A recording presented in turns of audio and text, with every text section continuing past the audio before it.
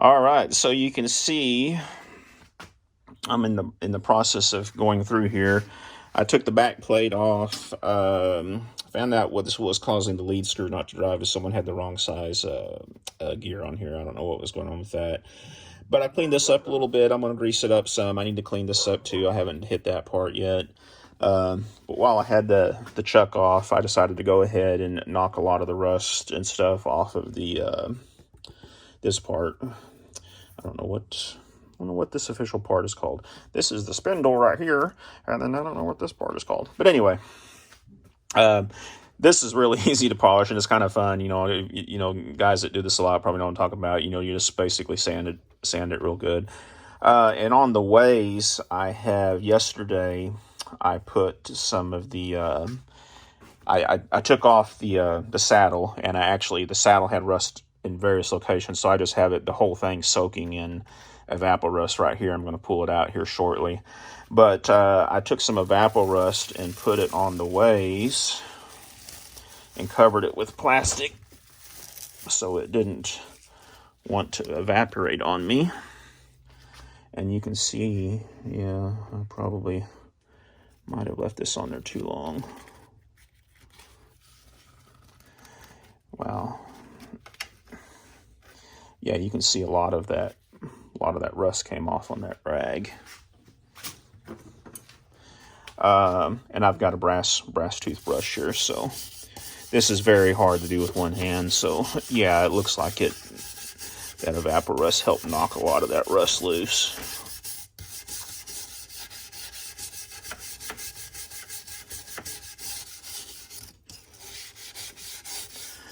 I'm sure some of you precision guys out there are probably cringing at me using a wire brush on this, but again, it's brass. And so let's hit it with some WD-40 to loosen up this stuff.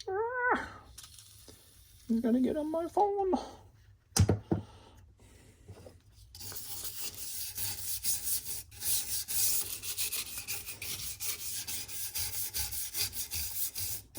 I don't want to take any sandpaper to these things, because as long as they're smooth, for my operations, like I said, I'm using this for Q repair, and I might sell it and try to get me a TAG-based Q repair lathe, put that money towards it. The hell, those things, I think I can get a Mid-America one for $500-600 or something like that, and I'd love to have a Chris Hightower one again, but his are the mid-sized Q Smith. If I get the whole package, I think I'm going to be laying out $1,500 for that.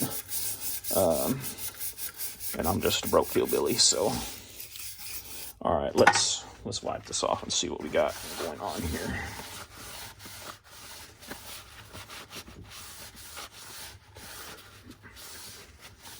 Oh yeah, much improved. I've done a lot of work on lathes that were a lot worse than this, because another thing is your saddle, you don't actually ever come all the way to this end, and that's probably why this has got so much rust built up on it right here. But I want it to look pretty, so what I'm going to do, and I can still feel the corrosion, and I don't think it's pitted. I think it's just still heavy corrosion on it. So I'm going to work on this a little bit more, where I can use both hands, and then we'll come back and take a look at it. All right. There we go. I think for an amateur like me, I'll call that good. I mean, there's still some very mild stuff here, but it's really smooth and you can't feel it. And again, you never come back this far with the saddle anyway. Little spot right there, but again, can't feel it. I do notice now, looking at this, that these ways, they do have a little bit of, I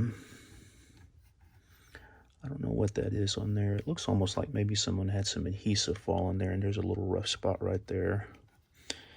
I might try to hone that out when I start getting really down in here and doing the fine tuning on it. But yeah, that's it for now. And the next step is see if I can do in this lead screw. That thing's full of dirt and schwarf and everything else, but that won't take too long to clean. And again, that's a two-handed job, so let me hit that real quick and then we'll see what it looks like. All right, well, we got it cleaned up. We got all the gunk and grease and schwarf and everything out of the threads, but I noticed back here there's still a pretty good area that has some rust on it. So what I'm going to do is hit this with, oh, hit this with some, drape a piece of paper towel over here and hit it with some evaporust and leave it for a day or so and see if that doesn't help clean it up. But yeah, that's where we are so far. While that's over there, I'm going to go through here and clean these up real good and get those greased up.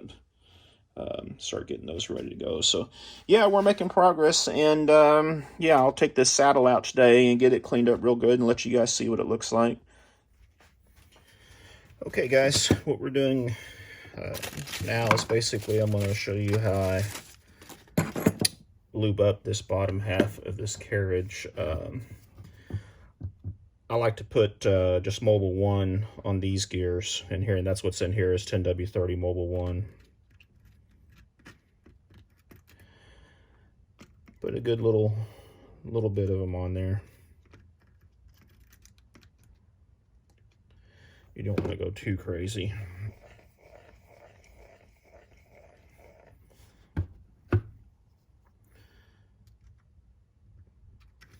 Put some down in here for that shaft.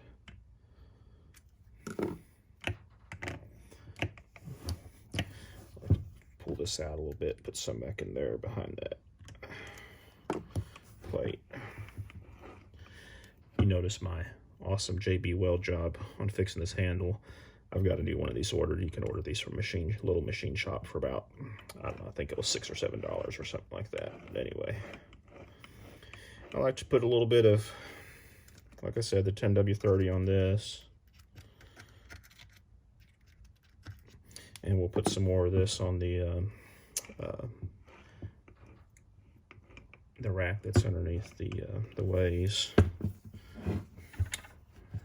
And then on here, these ways in here, I like to put just some lithium grease.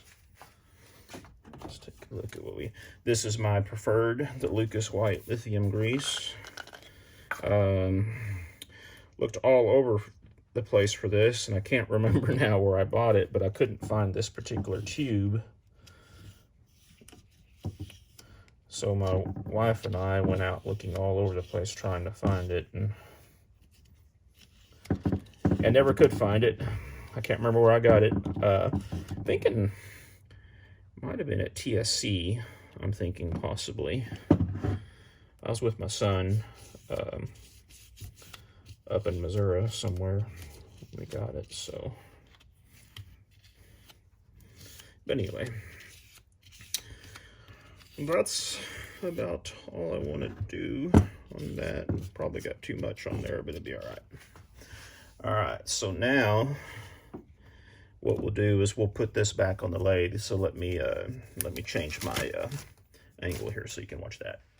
All right, I apologize in advance for the mess on my workbench, but those of you guys like me that have just very limited space on a workbench in a garage in a residential area, you know, we got to make do with what we can. It's an old Q-tip that I cut off of the Q, it looks like. So let's see how smoothly we can get this to go. But basically, to take off this cross slide, you have this it escapes that getting old sucks. It escapes some pillar block that the end of the shaft mounts on. You take out those two screws, and you can reach in and just crank this thing all the way off. And if I remember right, yeah, those are just Allen head screws. So let's see if we can get this back on here pretty smoothly. Make sure you don't bang stuff up when you're doing it. All right, so I've got it started on there, but what I want to do is make sure I put some 10W30 on that rack right there as I come down, and I'm gonna go ahead and hit the ways a little bit with a little bit of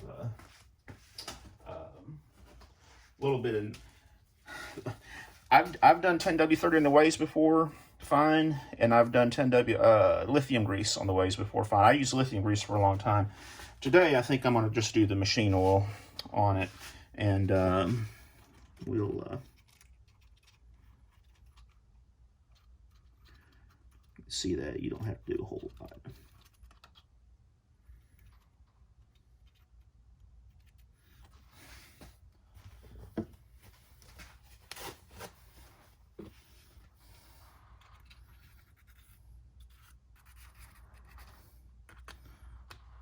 one guy whose website I follow was kind of been down the same road as me. He used to use lithium grease on everything on these lathes, and then he started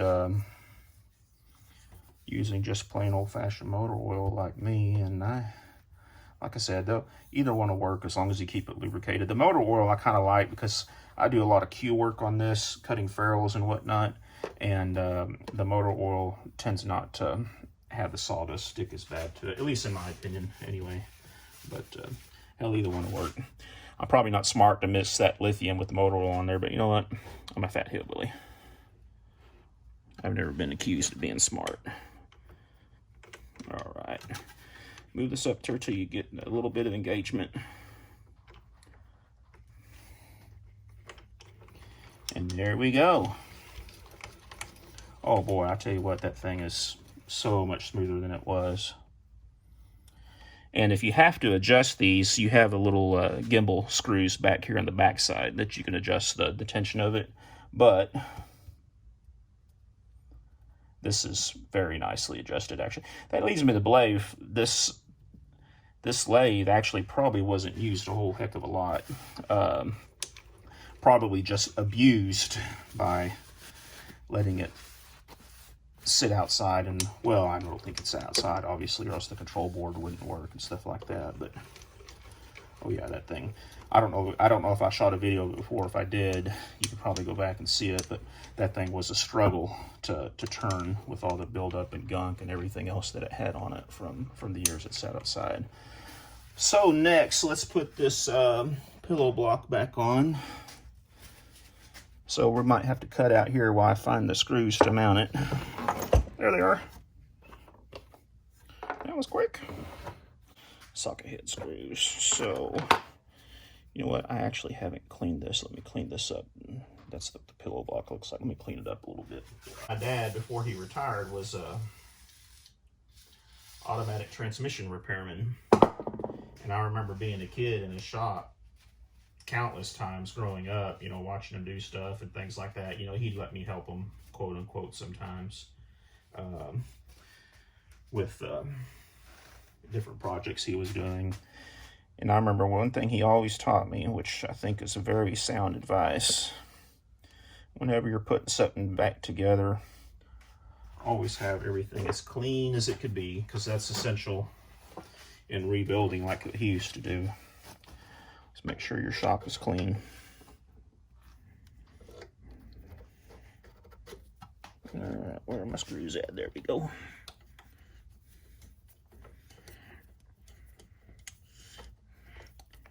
Get in the hole.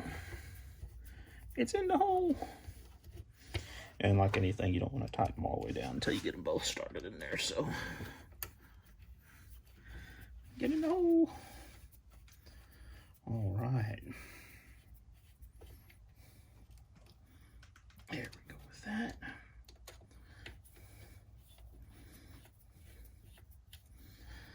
There we go with that. Alrighty now. I do have another handle ordered for this, which is the lever that engages that caliper that pinches around the threads. Yeah, I'm so technically oriented here, but for now,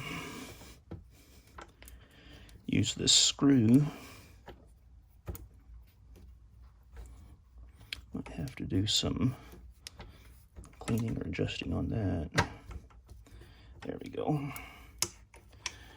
Let's do this a quick little run through and see how.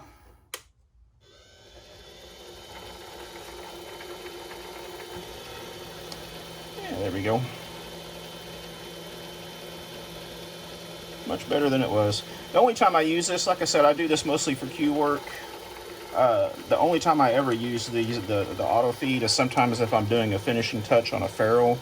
I can get a lot smoother cut by turning that, and that's what I'll do is I'll run it real slow. So even if you speed that up, yeah, I might have to take this up and get into that a little bit again and see, but I think that'll work for what my purposes are.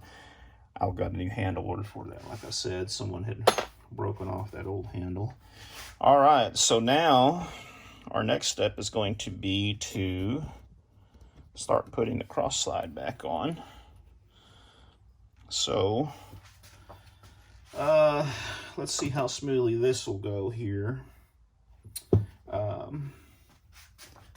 Again, the same procedure. I'm not going to do this on camera, but I'm going to hit this with some lithium grease inside here, inside this gib, and then hit this with some lithium grease up here on top too. So stand by for that. So there's this section greased up, ready to go, and now we're going to hit this. Also want to put a little bit on these threads too. You know what? I actually probably need to go ahead and clean those threads up just a little bit before I start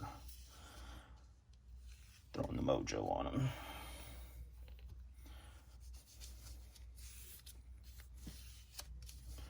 It's too much grease. I'm sure someone's out there saying, I'm sure there's some guys out there saying, damn, that board don't put enough grease on that. I don't know. As soon as I hit the desert, I get thirsty. If someone knows what line that's from, put a comment down below and I'll say congratulations to you. But it goes, I don't know. As soon as I hit the desert, I get thirsty.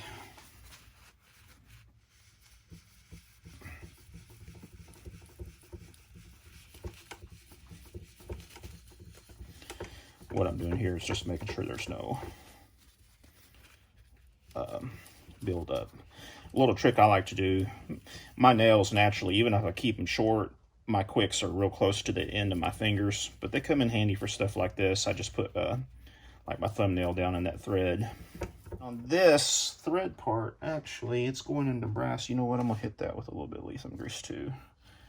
It's got a brass block, that adjustable block on there, which I haven't messed with any of that. If you get into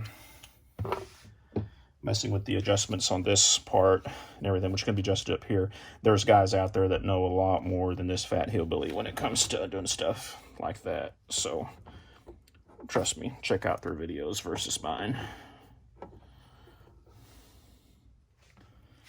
All right, too much grease.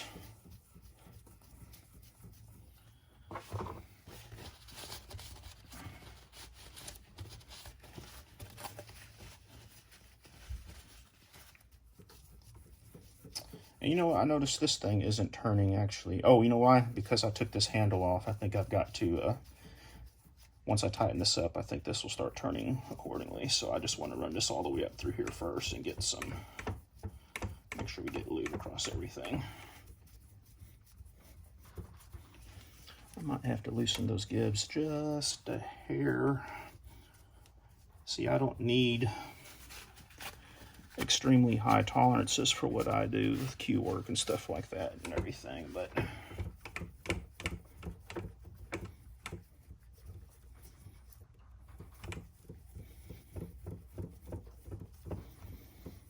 all right.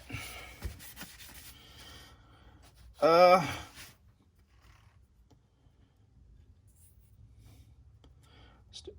little bit right there. You know what? I have to take a little bit more off of that.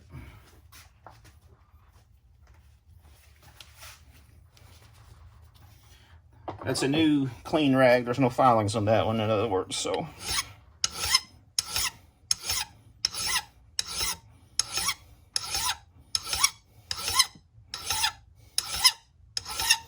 I don't know how in the world someone manages to do that.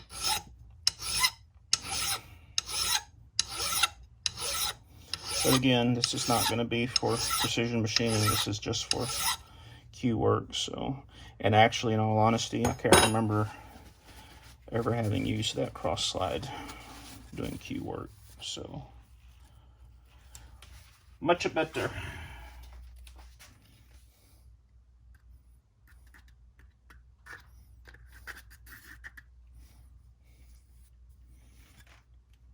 We'll put this back on here and see how she comes together. I've already cleaned up the threads on this one, so we'll just hit it with a little bit of Mobile One.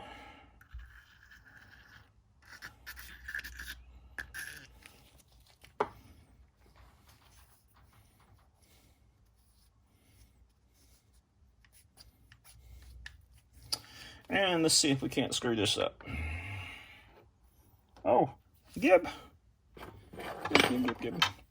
Now, I'm not going to try to, again, go into a lot of detail on the adjustment of these gibs because I basically have to watch a video every time I do it, all these things. But for getting this thing together, your gibs will always have little 3 holes on there marked from where they were used previously. So make sure it lines up like that. Yeah, there we go.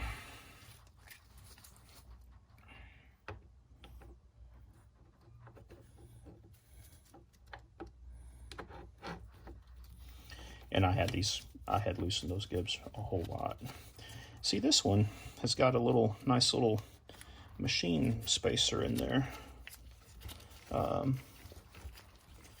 might be what this one over here is missing on this cross side.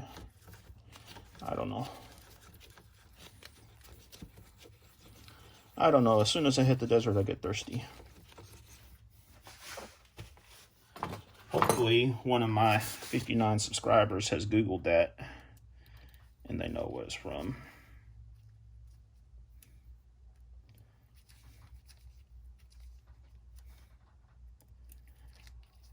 But I know you're sitting in suspense, so I'm going to go ahead and tell you guys.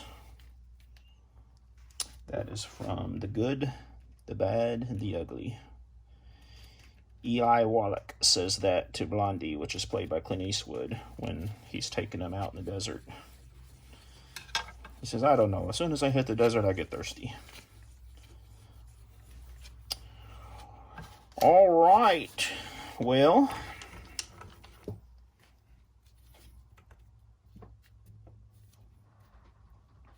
yeah, I mean, that thing is pretty damn solid, especially for what I'm going to be doing with it. So, yeah. Guys, I think we're making some progress here and getting this thing back together. So I'm going to finish cleaning off the gears on this end, and then we'll shoot a quick video putting that back together, as interesting as it might be. Hang on. There's what she looks like with a little bit of lithium grease on it. That'll sling around and get spread around and all that good stuff first time I turn it up to speed, but the good thing is it'll all go inside that nasty cover. So what I would like to do at this point too is make sure this spindle bore is good and clean, because I have to pass Q-stick shafts through there, and I've already cleaned it once, but I'm going to inspect it real again, and then we'll put the cover on, and then we'll be ready to get that tailstock on and finish this thing up, guys. Installed, ready to go. This is where you put the screw that you found. This is where you put the screw that you lost. I don't have a screw in there. I'll have to get another one, but it'll hold it in there good enough for now. So let's take a look at this tailstock. All right, guys, this is pretty easy to put back on. If you need help with this, you shouldn't have this lathe. But anyway, you just make sure this T-nut goes inside of here. And you know what? Well, I've already got some oil in there. Let's hit that with some oil. I'd like to get one of these little speed adapters for that thing. I think Little Machine Shop sells them, or someone does, where you can take this thing on and off very quickly. All right, let's take a look at this and see how this is doing for us.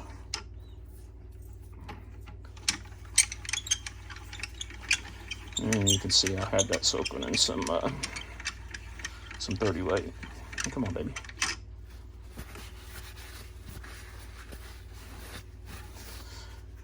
I wish I had got a better shot of this for y'all before I cleaned it, because this thing was pretty much just baked, covered in rust. So, and the live center that originally came with it was baked and covered in rust too, and that's what Evaporust did. I haven't polished this or done anything to it since I took it out of Evaporust, but it was all rusted over.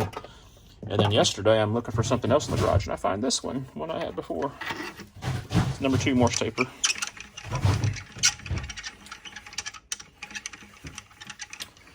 And then the other day I went to Harbor Freight and bought this little beauty for, I think it was $12 when I got out the door. Normally $14.99, 20% off coupon, all that good stuff and everything. So yeah, that'll go in here. But yeah, that's about it. I'll get this tool post mounted, and y'all can take a gander at it. What I'm going to do is shoot another video for you at some point that shows how I have this set up for cue making. So, and my old one, I realize now, was a 7x12, not a 7x10, because I can definitely tell there's no space here. But most of my work is done right here, tip and ferrule work, and then sometimes I'll take off the tailstock. And this is what I use, sorry about the mess, as a steady rest for this. Like if I have a shaft in here, I'll have this mounted out here to do shaft cleaning, and if I'm going to tip and ferrule work, I'll have the steady rest mounted back here and have the shaft pass through. So yeah, that's it. Let's get that tool holder mounted, and we'll be done. Okay, when you get this slide on, what you want to make sure you got this squared up. I noticed a while ago that it was off a couple degrees, so you just basically line up 0 with that. Loosen these two Allen head socket bolts, line it up and tighten her down, and you're good to go. Okay, there we are, complete with my little $24 cast aluminum post, which I don't have tightened down yet, but yeah, it's ready to go for what I'm going to do with it. So come a long way. I hope if anybody has stayed all the way to watch through this whole video, do me a favor, comment and say, hey, I watched it all. That way I'll know. But otherwise, we're good to go. Guys, please like. That's very important to like. Please subscribe. That's also very important. If you're not subscribed, please take the moment to subscribe, because if you're a YouTuber, I know I'm never going to get anywhere, but it'd be nice to get up to a few hundred subscribers or something like that. It just takes a minute. Subscribe, like, and even better, turn on that little bell so you get notifications when the Fat Hillbilly puts a new video up. And again, I'm doing videos on everything. I'm going to have a video here I'm going to shoot sometime today or tomorrow talking about glasses, progressive lenses. In a past life, I used to be a somewhat of an optician. I worked in a lab fitting them, and I have some tips to help people get used to them. So thanks for watching. See you soon.